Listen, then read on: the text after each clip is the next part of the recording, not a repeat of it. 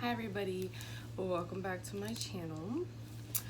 Today's video is going to be about labor, delivery, and birth. I'm a first-time mom, so this is my first time experiencing it.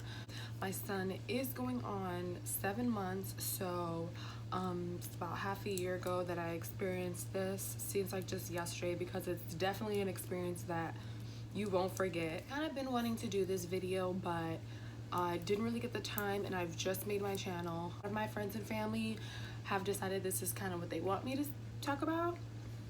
This is what they want to see, so I've been wanting to talk about it anyways, and getting a great response of people actually wanting to see me talk about it made me very happy. So everything that I'm going to say is from what I've learned and from my experience only. I'm not a medical professional, not a doctor, I'm not a nurse. It's just my own opinion and my own experience. So first and foremost, I do want to say congratulations if you are having a baby and you are watching this and you're nervous. I just want to give people a little bit of ease, but also give you the truth about labor, because it is scary and it is monumental to your life. You're about to bring a new baby in the world. This is something to be nervous about, to be happy, excited, a little bit of everything. So I did choose to have a midwife versus a doctor. There's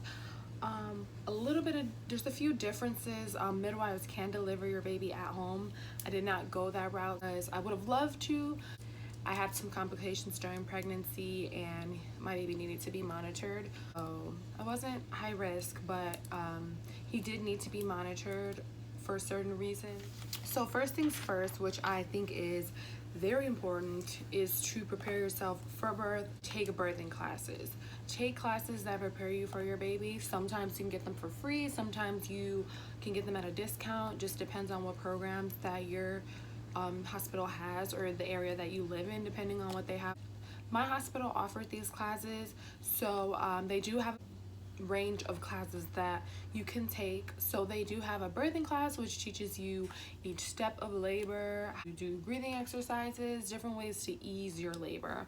I do recommend that one. I definitely took that one. They have just a child care class, just simply teaching you the basics of how to care for a child if you don't have experience with children. Basically how to change a diaper, how to feed, different things like that, which luckily I've had babies in my family, so I have a lot of experience with that. I do have a lot of friends with babies, so I wasn't nervous on how to take care of him at all. And I think a lot of it too is instinct, that mother instinct. You kind of know what's wrong with your baby, and this child that you're bringing, you're gonna learn them. So don't feel like you are just gonna be completely lost, because you're gonna learn your baby. You guys are gonna grow together, so it's a beautiful experience. Also, they do have a CPR class, which I felt like was very important to take. I made sure that I took that class. The area that I live in has a high rate of SIDS. SIDS is sudden infant death syndrome. They offer the safe and sleep class in my area for free, and they give you a free pack and play. It has a top portion for when the baby's smaller that he can lay in and sleep in. You can keep an eye on him. It's kind of another form of a crib, because they want to guarantee that babies are sleeping safe. Also, babies are always supposed to be sleeping on their back, for those of you that don't know. I highly recommend the safe sleep class, CPR class. All those classes are very beneficial, and I highly recommend taking your partner with you, or anyone that will be around the child. Those things are very important, so that you feel comfortable when you're not around for whoever's having your child. Making a birth plan. Making a birth plan is very important to kind of know what you want to do. Personally, I knew 2 things for sure: that I wanted to have my baby all natural, and I definitely wanted to breastfeed, and both of those things, thank God, I was able to do. The hospital that I had my baby at, they were so amazing. They were so helpful. They had lactation consultants. Lactation consultants are a charge. You can check with your insurance if they cover that. In your stay in the hospital, they'll go over everything for you to try to get your baby to latch on and get to producing milk and everything like that. So they are awesome. Another thing that you want to do to prepare for labor and being in the hospital is pack a bag. I would say about 3 weeks before your due date, because you never know what can happen, go into early labor or anything. So I definitely recommend packing a bag. You want to pack a bag for you, your spouse, and baby, which you're going to want to pack something that's comfortable, something that you're able to move around good in. You're going to be sore after you have the baby, so loose fitting clothing is probably best. that is what was comfortable for me, more of loose clothing. I didn't want tightness in that area. Pack your bag. You're gonna want to pack snacks. You're gonna want to pack music, perhaps. Some midwives recommend lighting candles, bringing a speaker to bring calm music, play calm music while you're actually having contractions. That's very important.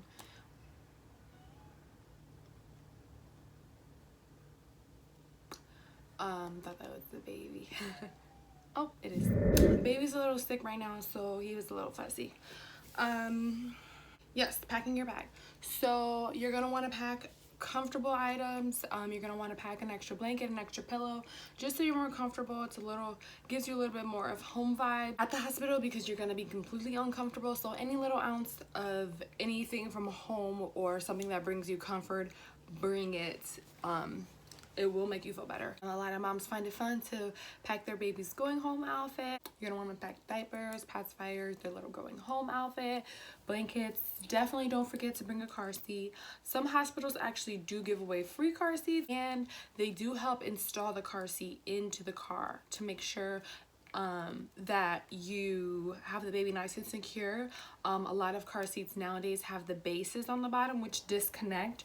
You place the base into your car really secure and tight, and you actually just set the car seat on top of it and it locks in. Pull a handle to pop the baby off. It's a lot easier when you're on the go, especially because with new babies you kind of carry them places in their car seats. You don't really take them out of the car seat, so you just pop the baby on, it locks the baby in place, and those are actually a lot safer than strapping the seat belt over the car seat just like that. And make sure your baby is rear facing. Another important thing before going into labor and birth, staying active and exercising, having sex is really good for labor. It helps your labor go by faster, smoother.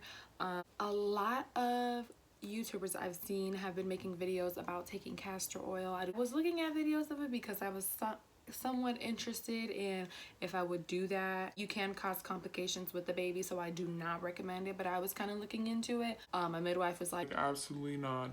She was saying if I get to the 42 mark, 2 weeks after he was due, then to start looking at options, which I wouldn't have done it unless I was past my due date. It can cause some complications. You don't want your baby to come when they're ready. You don't want to force them. Speaking of forcing, I was induced. I had 2 different methods of being induced. So me being induced and what to expect for being induced. My thought process is that it might hurt more than a natural labor, and that's not to take away from anyone who's went into labor naturally. In my mind, something that makes sense to me is that if I'm forcing my body to do something that it's not ready to do, it's going to hurt, versus going into labor naturally and your baby telling you, I'm ready to come, open on. Another thing with being induced is that you are going to experience a longer labor. It's not going to move as fast because your body's not doing this. Your body's trying to catch up to what the medicine is telling it to do. Now, my son, he was induced because an artery looked dilated, is what the fetal specialist said. And basically, if his artery looked dilated, it could burst.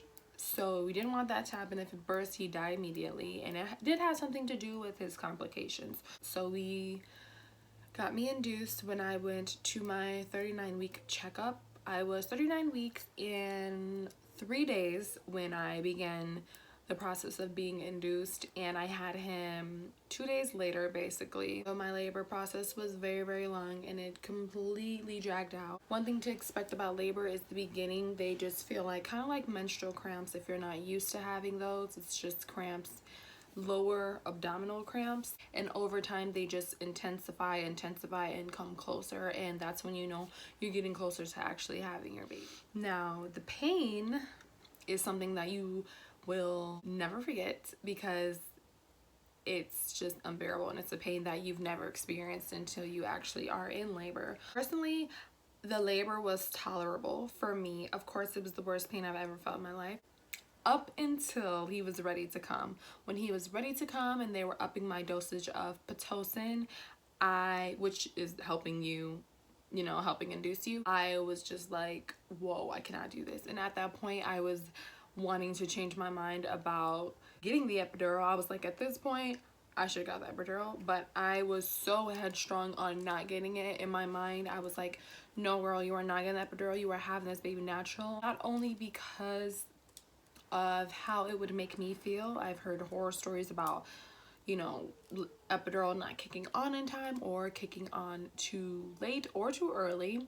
I've also heard about people having afterwards back pain, which is really weird to me. If you are a person who wants to give birth naturally and does not want to take any medication, you have to put that in your mind going into it. You have to say, I'm not getting this medicine. You know, I didn't want him to have any effects of it either. I didn't want him to be affected by it, just because of all the other things that can happen if you give the baby an epidural. Also, if you do get an epidural, doesn't mean you're not strong, doesn't mean, you know, you don't care about your baby or just whatever people say. Still birthed that baby, you carried that baby, so you are amazing. So if that's something that you do not want to do, your midwife or doctor will ask you that ahead of time, and you can discuss that with them, your options. There are other options that are not as intense as epidural that will take away some of the pain or that will put you to sleep. You can get some rest, things like that. Don't feel shy to get them if you want to. Know your limit, know what you can put up with. You don't want to put yourself through hell. If you feel like you need the epidural, that you cannot do it, get the epidural. I was about 9.5 centimeters dilated when I said, can I get something? At that point, the pain, there aren't really exercises or massages or anything that really helps. You really just want to be left alone because that pain is crazy. That pain is scary, and I do believe that a lot of it is mental. All right, so the man of the hour has woken up from his nap. Say hello, stinky boy. He's very talkative. He's not shy at all.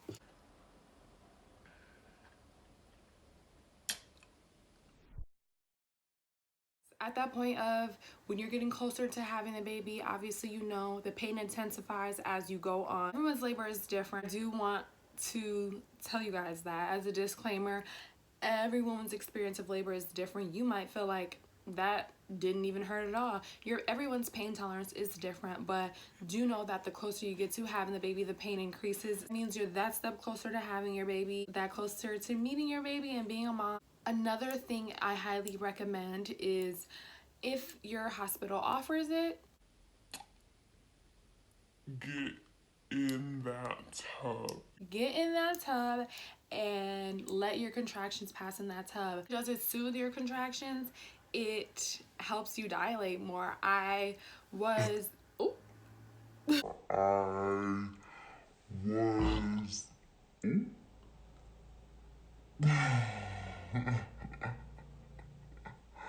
I was about 6.5 centimeters dilated. The pain wasn't as intense. It was pretty intense because I was a little over halfway there.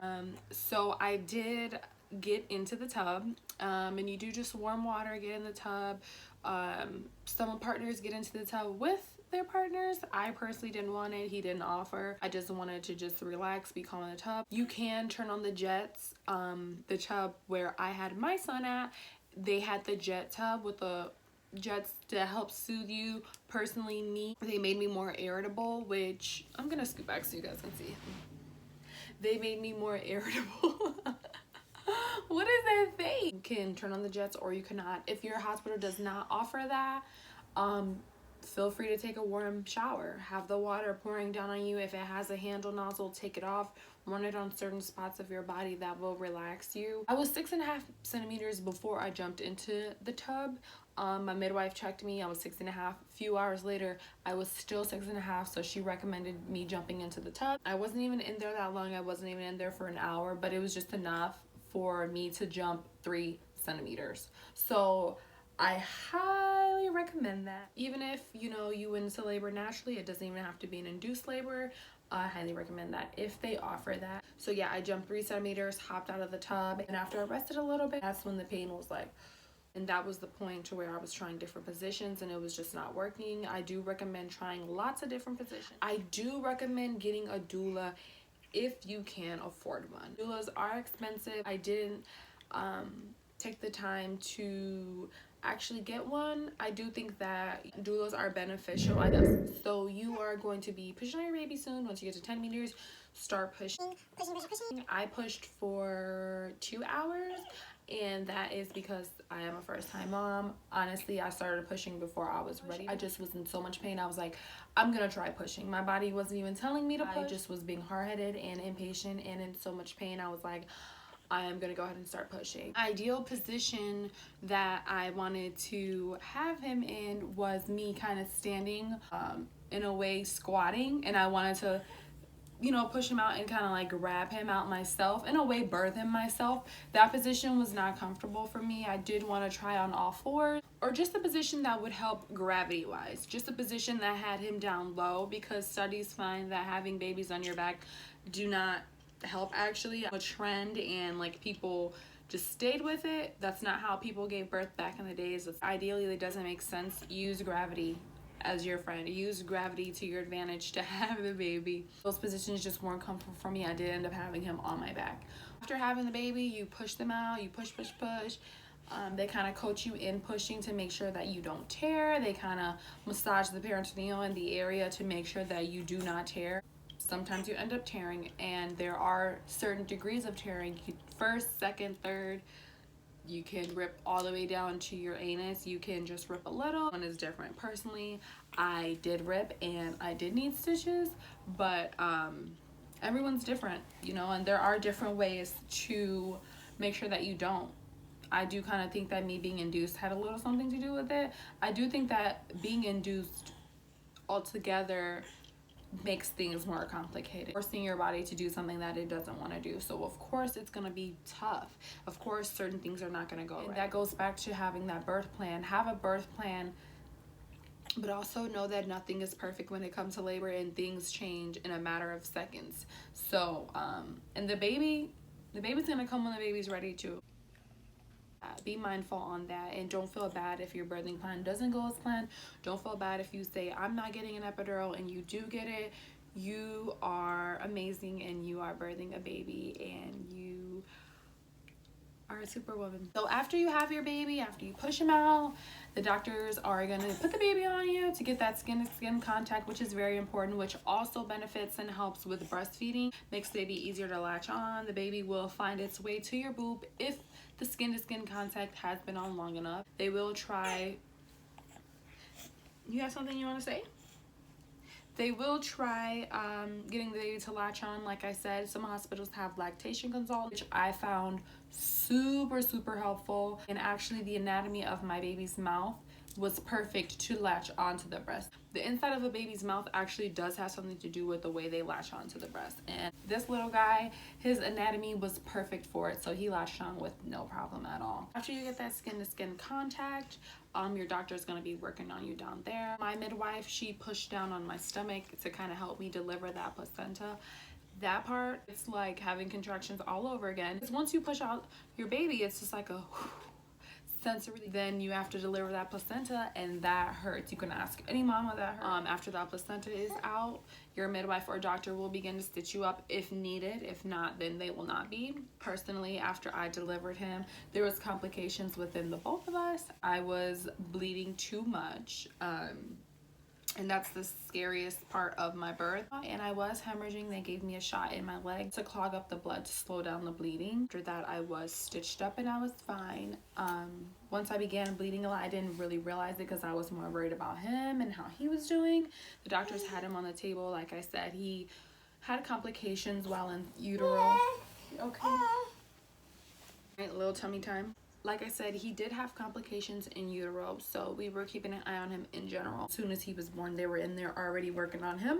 You have to run lots of tests on your baby after the baby's born. After he was born and they were examining him, they took him on down to the NICU because they needed to run some tests on him. He was in there about 5 days. The 5th day was when we actually got to go home. During this time, you will be pumping if breastfeeding is something you want to do. First, liquid that comes out of your breast is the colostrum. That's very important for the baby to have. It helps build their immune system, even if you do not want to breastfeed in general. After that, I do recommend letting your baby get that colostrum. It helps with their immune system dramatically. And then you'll be filling out forms such as the birth certificate, things like that. Make sure your spouse is there for that. They will sign everything. You'll be writing down their first and last name, their first little official documents. And now some hospitals do have it to where they do everything for your baby on the bedside. Have a little bassinet type of thing, and the baby gets to stay in the room with you before days before they would take the baby away and do everything in the NICU, and you would kind of have to go visit your baby, or they bring them back and forth. Nowadays, everything is done at your bedside. My baby needed more in-depth monitoring, so they kept him in the NICU for all those days. Anytime I wanted to see him, I had to go up, which was very sad for me. I was pretty emotional about that. You know, I just had this child in me for 9 months, and they take him out of me and they take him up away from me. So I was very emotional about that. And after you have your baby, your emotions are going to be all over the place, and that's okay. After you have your baby, you're going to be sore in that area. Whether or not you have tears or you don't have any tears at all, you are going to be sore. You just push this head out of this tiny hole. It hurts. You will be giving something like this. This is a spray bottle. You don't put anything but water in it. Warm water. To me, warm water worked the best. Cold water, that really didn't work for me. Warm water worked for me. It was very soothing. We'll be also given some dermoplast spray. It cools and comforts you. It contains aloe in it. It helps with the healing process to your vagina. After you have the baby, you are going to be given these giant pads. I don't have any of those because I use them all. So after you have the baby, each time you go to the bathroom, you will have to change your panties, pad, and use these 2 products to help soothe and heal your body. They give you some mesh panties, and they sort of look like boy shorts but made out of mesh. They're super thin, super comfortable. So you will have those, and you will put the pad inside of those panties like you would during your menstrual any other time, and then you will use this to cleanse the area. If you have stitches, it's very important that you use this, or if you don't have stitches, because just using regular toilet paper for the area can cause disinfection.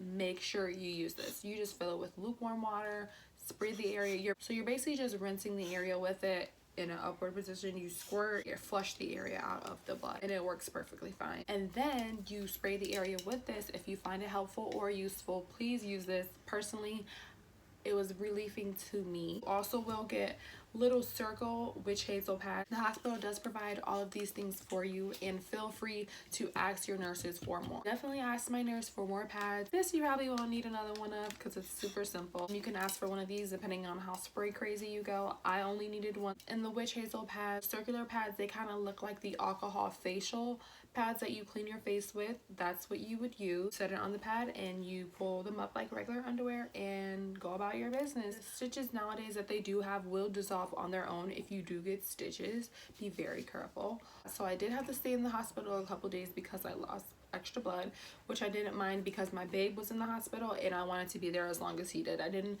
want to go home and come visit him, and no, I wanted to be there as long as he was there. While the nurses have your baby, take that time to rest all you can, because you are not about to be rested. Your body just went through a lot. It's a traumatic experience. You just birthed a human being. And also talk to your friends and family and tell them if you want time to rest. Do not feel bad. You just went through a lot mentally, emotionally, physically, you, your spouse, and the babe. You have this freshly new baby. You don't want anyone touching all over, kissing all over your baby. Don't feel bad to tell people your limits. If you don't want anyone posting your baby, don't feel bad to tell people what to do or what not to do with your baby. You do what you think is best for your baby. If you feel like someone's too sick to come or visit, tell them that. Your immune system is so fragile. Don't feel bad to say no. Do not feel bad to say not today. Do not feel bad. You need your rest. Another thing that I thought was really cool, which some hospitals around my area do offer, is that even though I was released from the hospital, they offered a stay-in, which is basically I get to stay in the hospital as long as my son is in the NICU. They do not have to care for me. They do not have to feed me. No longer at that point. I am fending for myself. It's just, in a way, a hotel stay. So you get to use the bathroom, you get to use the TV, you get to use everything that is in your room, but you do not get any hospital care. Yeah. It was called Staying on Board. As long as no other mothers needed that room, I was able to stay there, which I loved having that option. Also, 2 of the coolest things that this hospital did was the last night that we stayed there, me and his dad, they offered us a celebration dinner. They bring you like some... They bring you a celebration dinner. You get to pick what you want as your entree and meal. They bring you a cake.